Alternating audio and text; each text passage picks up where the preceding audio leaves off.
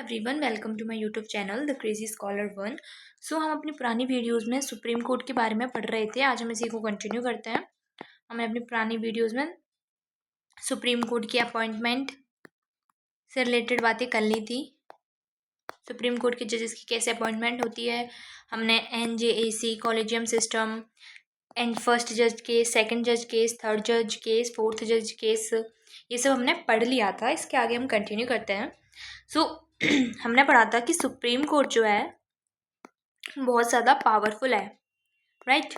हमने जजेस केसेस से ये बात हमने समझ ली थी कि सुप्रीम कोर्ट पावरफुल तो है, बट हमें इस बात का भी ध्यान रखना चाहिए कि सुप्रीम कोर्ट को किसी बात का फियर ना हो, किसी बात का फियर ना हो।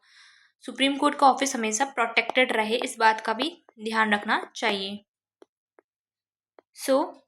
हमारे जो कॉन्स्टिट्यूशनल मेकर्स थे उन्होंने इस बात का ध्यान रखा एंड उन्होंने कुछ कॉन्स्टिट्यूशनल सेफगार्ड्स डाले हमारे कॉन्स्टिट्यूशन में to protect the office of the supreme court, like article 125 जो कि डील करता है with the salaries, pensions, allowances of the जजेस ऑफ द सुप्रीम कोर्ट। ये आर्टिकल 125 कहता है कि जो भी सैलरी, पेंशन, अलाउंसेस मिलेगी सुप्रीम कोर्ट के जजेस को, वो मिलेगी from the consolidated fund of India, directly from the consolidated fund of India. Directly मिलेगी, यानी कि इस पर पार्लियामेंट को हर साल बजट पास करने की ज़रूरत नहीं है, इस पर डिस्कशन करने की ज़रूरत नहीं है। डायरेक्ट जजेस को कंसोलिडेटेड फंड ऑफ इंडिया से ये उनकी सैलरी, पेंशन वगैरह मिल जाएगी। एंड इसका क्लॉज 2 कहता है कि जब एक बार सुप्रीम कोर्ट का जज अपने ऑफिस पर बैठ गया है तो उसे किसी बात का फियर नहीं है। इसका मतलब ये है कि पार्लियामेंट बाय लॉ किसी भी सुप्रीम कोर्ट के जज की सैलरी डिक्रीज नहीं कर सकती, उसको पेंशन को कम नहीं कर सकती, पेंशन को रोक नहीं सकती। जो जितने भी प्रिविलेजेस मिलते हैं सुप्रीम कोर्ट के जजेस को, उसको कम नहीं कर सकती, बढ़ा सकती है बट कम नहीं कर सकती।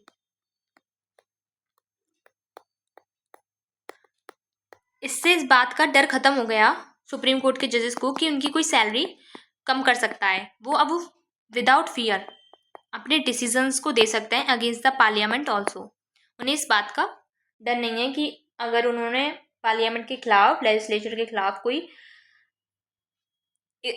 स्ट्रिक्ट कदम उठाया तो उनकी सैलरी को कम कर दिया जाएगा, उनकी पेंशन को रोक दिया जाएगा। इस बात का उन्हें कोई भी टेंशन नहीं है, ठीक है। आर्टिकल 126 कहता है about the appointment of the acting chief justice, acting chief justice of India.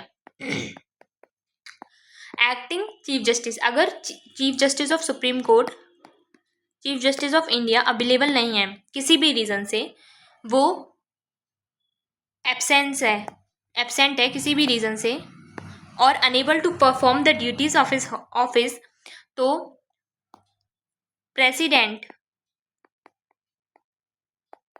किसी को भी सुप्रीम कोर्ट के जज में से किसी एक को चीफ जस्टिस ऑफ इंडिया बना सकते हैं, acting chief justice of India बना सकते हैं। ये आर्टिकल 126 कहता है। एंड आर्टिकल 127 कहता है कि आप एड हॉक जजेस भी अपॉइंट कर सकते हो। एड हॉक जजेस कब आएंगे? जब हमारे पास लेस जजेस होंगे, व्हेन वी हैव लेस जज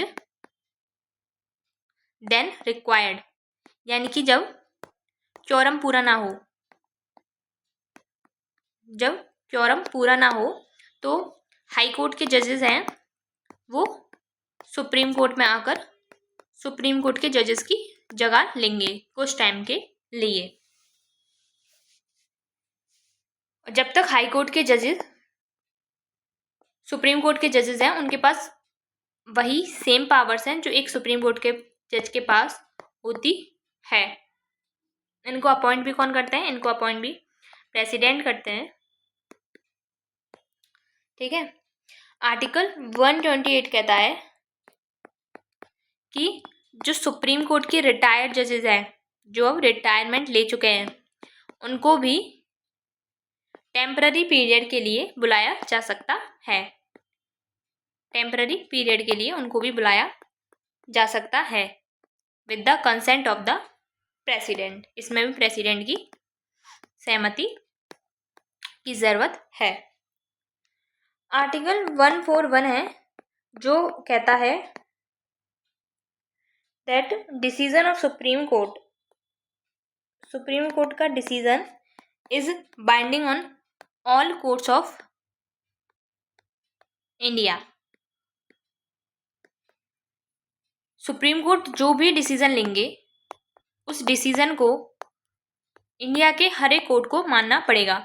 इसको बोला जाता है स्टारे डेसिसिस या फिर concept of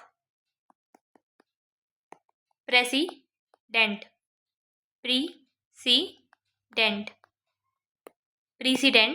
concept of president या स्टारे डेसिसिस बोला जाता है इसको।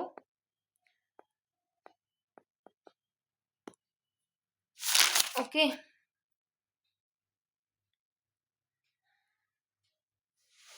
आर्टिकल 144 कहता है कि जब भी सुप्रीम कोर्ट कुछ भी डिसाइड करेंगे तो जो भी सिविल अथॉरिटीज हैं उनको उस बात को पालन करना पड़ेगा। Whenever Supreme Court decide anything, civil and judicial authorities will have to obey this. जब भी सुप्रीम कोर्ट कुछ डिसाइड करते हैं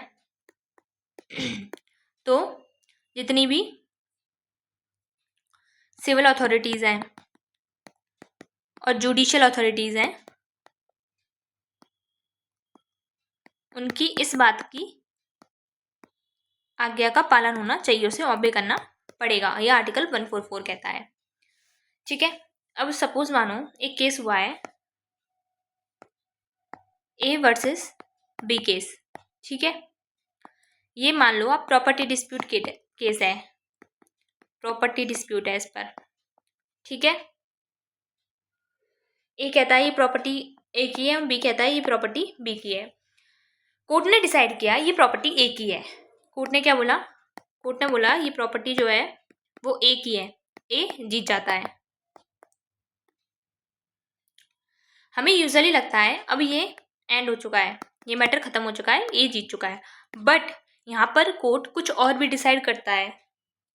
कोर्ट बोलेगा कि ये जो प्रॉपर्टी है डेफिनेटली ए को मिलेगी, ये जो जिस प्रॉपर्टी पर डिस्प्यूट चल रहा है वो ए को मिलेगा, बट बी को भी उसकी जगह एक लैंड मिलनी चाहिए, उसकी जगह एक अल्टरनेट प्रॉपर्टी मिलनी चाहिए। This is necessary for the complete justice. ये कंप्लीट जस्टिस के लिए बहुत ज़्यादा ज़रूरी है। ठीक है। यहाँ पर सुप्रीम कोर्ट जब ये कहता है कि एक एक्स्ट्रा अल्टरनेट लैंड या प्रॉपर्टी बी को भी मिलनी चाहिए, ये यूज़ कर रहा है अपनी extra powers, extra ordinary powers of the supreme court.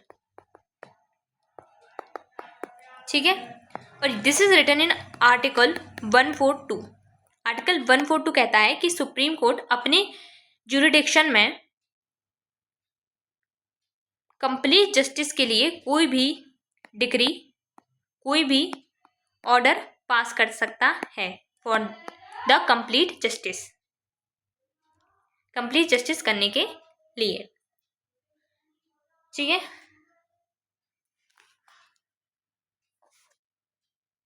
Article 142 ये एक कॉन्स्टिट्यूशनल पावर है and it can't be limited by the parliamentary law. Parliamentary law से इसको लिमिट भी नहीं किया जा सकता है। I hope this is clear to all. हमने सुप्रीम कोर्ट के जितने भी इम्पोर्टेंट आर्टिकल्स थे वो सब कुछ कवर कर दिए हैं। अब एक और टॉपिक आता है, छोटा सा टॉपिक है, that is national courts of appeal. इसको भी हम पढ़ लेते हैं। National courts of appeal. National court of appeal से पहले हमें पता है कि हमारे पास हंड्रेड्स ऑफ सबऑर्डिनेट कोर्ट्स हैं, राइट। हमारे पास काफ़ी सारे सबऑर्डिनेट कोर्ट्स हैं। हमारे पास कुछ हाई कोर्ट्स हैं एंड एक सुप्रीम कोर्ट है, सिंगल है सुप्रीम कोर्ट। जो सबऑर्डिनेट कोर्ट्स होते हैं उनके जो केसेस होते हैं वो जाते हैं हाई कोर्ट के पास via appeal, and high court से जाते हैं वो सुप्रीम कोर्ट के पास अपील के थ्रू। तो सुप्रीम कोर्ट के पास है सिर्फ 34 जजेस एंड इन 34 जजेस को उन हंड्रेड्स ऑफ सबऑर्डिनेट कोर्ट्स के केसेस देखने पड़ते हैं। तो आपको ऐसा नहीं लगता कि सुप्रीम कोर्ट के पास बहुत ज़्यादा पेंडेंसी हो जाएगी, बहुत ज़्यादा पेंडेंसी हो जाएगी, क्योंकि सबऑर्डिनेट्स के केसेस कहाँ जा रहे हैं, high court, and high court से केसेस फिर जा रहे हैं सुप्रीम कोर्ट के पास। तो इतने सारे केसेस सुप्रीम कोर्ट के पास हो गए हैं, सुप्रीम कोर्ट के पास बहुत ज़्यादा पेंडिंग हो गई है, बहुत ज़्यादा पेंडिंग पड़े हुए हैं cases. And we know that justice delay is justice deny. अगर आप जस्टिस देने में डिले कर रहे हो तो इसका मतलब यही है कि तो आप जस्टिस देने से इनकार कर रहे हो। ठीक है। वैसे जो ओरिजिनल आइडिया था सुप्रीम कोर्ट का वो ये था कि जो सुप्रीम कोर्ट रहेगा, सुप्रीम कोर्ट हमेशा एक कॉन्स्टिट्यूशनल कोर्ट रहेगा। कॉन्स्टिट्यूशनल कोर्ट का मतलब है कि सुप्रीम कोर्ट का फंक्शन रहेगा कि वो इंटरप्रिटेशन करेगा of the constitution, interpretation of the constitution of India, यही फंक्शन करेगा सुप्रीम कोर्ट। इस आइडिया से हमने एक स्पेशल सुप्रीम कोर्ट बनाया था, but it has open itself to all type of cases.